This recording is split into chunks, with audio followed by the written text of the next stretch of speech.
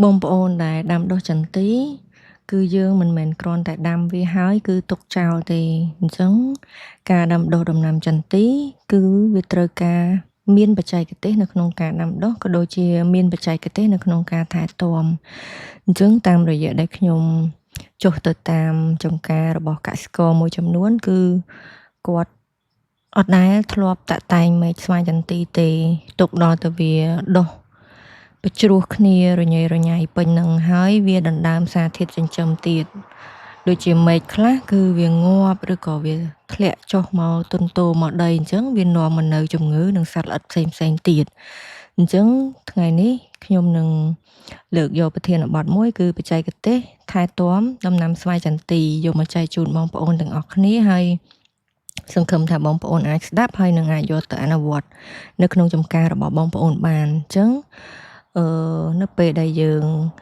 កំឡុងពេល2ទៅ3ឆ្នាំម្ដងសួនចាស់នៃដំណាំស្វាយចន្ទីយើងនឹងមានម្លប់ដោយខ្លួនឯង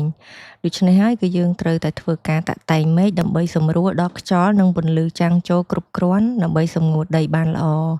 ការតាក់តែងមែកត្រូវធ្វើឡើងនៅក្នុងខែសីហានិងការកាត់ចុងក្រោយត្រូវលាបបុកដូរ 10% ចំពោះការបោះបង្គោលជាប់កូនឈើនិងគម្របដីអញ្ចឹងនៅពេលដែលយើងដាំកូនអំបៅគឺយើងត្រូវតែយកបង្គោលទៅចងភ្ជាប់ធ្វើដូច្នេះដើម្បីបង្ការការខូចខាតដល់កូនអំបៅដោយសារខ្យល់ចំពោះដីដែលនៅជុំវិញរុក្ខជាតិត្រូវគ្របនឹងស្លឹកស្ងួតឬស្លឹកស្រស់សម្រាប់ការពារសំណើមកុំឲ្យបាត់បង់ទៅតាមបរិយាកាសផ្សេងៗអញ្ចឹងការតាក់តែងមែកស្វាយចន្ទីគឺយើងត្រូវធ្វើឡើងចាប់តាំងពីដំណាំនៅតូចទៅជារៀងរាល់ឆ្នាំដំបូងបន្ទាប់ពីដាំដំណាំរួចពេលឃើញមានមែកដុះចេញពីក្រោមមុខដំណបំបៅគឺយើងត្រូវកាត់ចេញពោលគឺយើងទុកឲ្យវាបែកមែកចាប់ពីកម្ពស់50ទៅ75សង់ទីម៉ែត្រឡើងទើបឲ្យបែកមែកដើម្បីឲ្យដើមមានលទ្ធភាពទប់ទល់ជាមួយខ្យល់បានងាយស្រួលប្រមូលផលនិងងាយស្រួលក្នុងការចូលពិនិត្យសត្វបំផ្លាញដើមស្វាយចន្ទីការតាក់តែងមែកគឺត្រូវកាត់មែកដែលខ្សោយមែកមានជំងឺមែកដែលនៅក្នុងម្លប់គ្មានបានការចេញការធ្វើបែបនេះនឹងជួយឲ្យដើមស្វាយចន្ទីទទួលបានពន្លឺគ្រប់គ្រាន់លូតលាស់បានល្អកាត់បន្ថយការបំផ្លាញពីសត្វល្អិតដើមដែលដាំដោយគ្រាប់និងដើមអំបៅដោយត្រួយក្រោយពេលដាំបានអាយុ1ទៅ3ឆ្នាំត្រូវពិនិត្យលើការបោះមែកក្នុងដើមនីមួយៗបើសង្កេតឃើញថាដើមណាមានមែកមិនល្អគួរកាត់មែកខ្លះចោលរួមទាំងមែកងាប់និងមែកដែលមានជំងឺការកាត់នេះឲ្យសល់នៅដងដើមតែមួយដើម្បីរក្សាមែកវាឲ្យបានល្អនិងងាយស្រួលការថែរក្សាកម្ចាត់សត្រូវស្វាយចន្ទី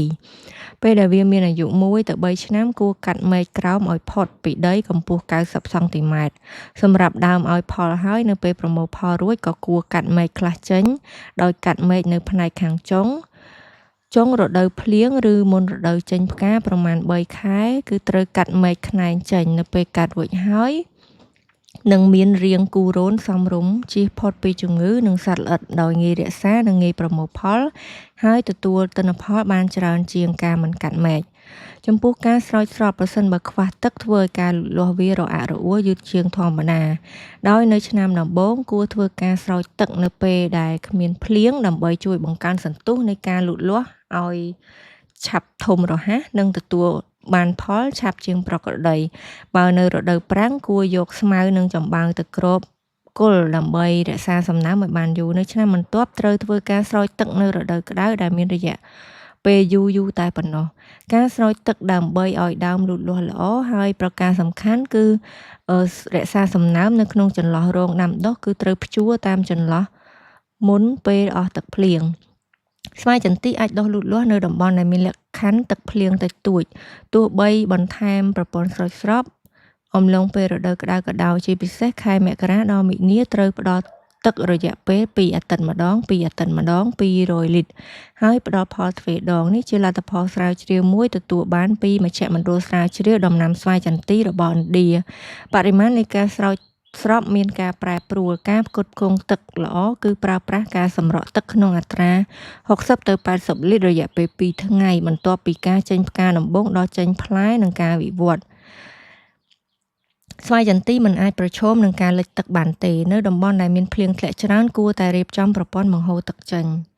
ការអភិរក្សដីនិងទឹកនៅក្នុងករណីដីជម្រាលចាំបាច់ត្រូវជីករណ្ដៅបណ្ដោយ2ទៅ 2.5 ម៉ែត្រទទឹង 0.3 ម៉ែត្រជម្រៅ 0.44 ម៉ែត្រចម្ងាយ2 ម៉ែត្រពីដើមនៅផ្នែកខាងលើទីជម្រាលចំពោះការប្រើប្រាស់ជីលាមកសត្វមានសារៈសំខាន់ណាស់ចំពោះដំណាំស្វាយចន្ទីពេលវានៅតូចព្រោះវាធ្វើឲ្យកូនស្វាយចន្ទីលូតលាស់លឿននិងមានភាពរឹងមាំដោយវាជួយសម្រួលការលូតលាស់ឬចំពោះស្វាយចន្ទីនៅតូចប្រើលាមកសត្វ6តោនក្នុង1ហិកតាធ្វើឲ្យវាដុះលូតលាស់បានយ៉ាងលឿនម្យ៉ាងវិញទៀតពពួកសារធាតុសរីរាង្គដូចជាស្មៅ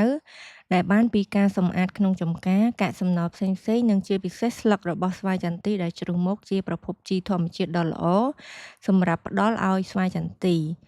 ជីកំប៉ុស្តដើមស្វាយចន្ទីដែលពេញវ័យមានបានផលិតម៉ាស់ស្ងួត20គីឡូក្រាមក្នុងមួយឆ្នាំគួរដាក់បន្ថែមទៀតនៅជីកំប៉ុស្ត33គីឡូក្រាមឬ50គីឡូក្រាមនៃកាកសំណល់នៅក្នុងចម្ការមុនពេលខ្យល់មូសុងមកដល់ការដាក់ជីគួរដាក់ក្នុងកម្រិត1ភាគនៃជីកំប៉ុស្ត3ភាគស្លឹកឈើស្ងួតសម្រាប់រុក្ខជាតិនៅខ្ចីហើយបន្ថែមបន្តិចម្ដងរហូតដល់រុក្ខជាតិអាយុ5ឆ្នាំជីត្រូវដាក់ក្នុងរង្វង់សម្រាប់រុក្ខជាតិចាស់ហើយគ្របគល់ដោយសារធាតុសរីរាង្គប្រសិនបើមានសម្រាមស្ងួតគួរតែផ្ដល់មិនបាច់ធ្វើការបែងចែកជាដំណាក់កាលការបាញ់ទឹកនោមគោ1លីត្រលាយទឹកធម្មតា6ទៅ10លីត្រ1/10 ពង្រាវឬជីកំប៉ុស្តទឹក1លីត្រលាយទឹកធម្មតា40លីត្រ1/40 ពង្រាវបាញ់លើស្លឹកត្រួយខ្ចីនិងកញ្ចុំផ្កាជួយសម្រួលដល់ការលូតលាស់បានល្អហើយក៏ទប់ទល់ជាមួយការវាយប្រហារពីជំងឺនិងកត្តាចង្រៃជាពិសេសសត្វមូសតែជីគីមីដំណាំស្វាយចន្ទីត្រូវការជីត្របាតឬជីកំប៉ុស្តពេលបានអាយុ6ខែដើម្បីឲ្យមានការលូតលាស់និងដើមរឹងមាំចំពោះជីគីមីក៏អាចប្រើបានដែរបរិមាណជីត្រូវដាក់តាមអាយុកាលនិងទិន្នផលបើអាយុច្រើន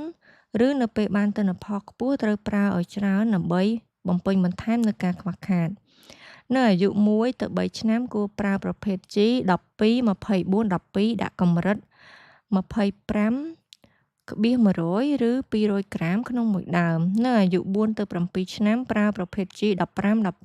15ដាក់កម្រិត200ទៅ300ក្រាមក្នុងមួយដើមនៅអាយុ8ឆ្នាំឡើងប្រើប្រភេទជី13 13 21ដាក់កម្រិត300ទៅ500ក្រាមក្នុងមួយដើម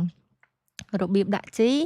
ការដាក់ត្រូវពិនិត្យចុងមែកបើវាដល់ត្រឹមណាយើងត្រូវធ្វើការដាក់ជីដល់ត្រឹមនោះ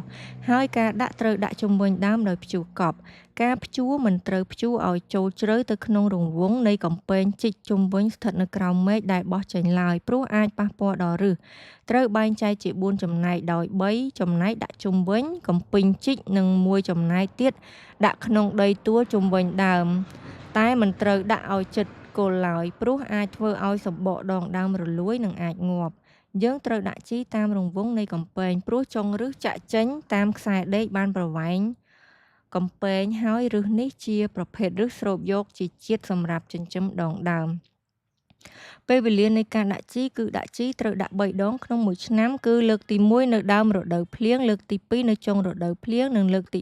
3នៅពេលកាន់ផ្លែគឺចុងខែមករានិងខែកុម្ភៈដោយពេលដាក់ជីរាល់លើកត្រូវធ្វើការស្រោចទឹកដើម្បីឲ្យជីរលាយជ្រាបចូលក្នុងដីហើយឬអាចស្រូបយកជីតាមរយៈការស្រូបយកទឹកទាន់ពេលចាអញ្ចឹងបច្ចេកទេសថែទាំដំណាំស្វាយចន្ទីគឺសូមបញ្ចប់ត្រឹមប៉ុណ្ណឹងហើយយើងនឹងជួបគ្នានៅអេពីសូតបន្ទាប់គឺយើងនិយាយពីការគ្រប់គ្រងជំងឺទៅនឹងសត្វល្អិតដែលកើតទៅលើដំណាំស្វាយចន្ទីអញ្ចឹងសូមអរគុណបងប្អូនទាំងអស់គ្នាដែលបានតាមដាន Channel រៀនពីកសិកម្មហើយនឹងសូមជួយបន្តគាំទ្រហើយនឹងចែករំលែកចំណេះដឹងកសិកម្មទៅកាន់បងប្អូនកសិករយើងបន្តផងដែរសូមអរគុណនិងជួបគ្នានៅវីដេអូក្រោយទៀត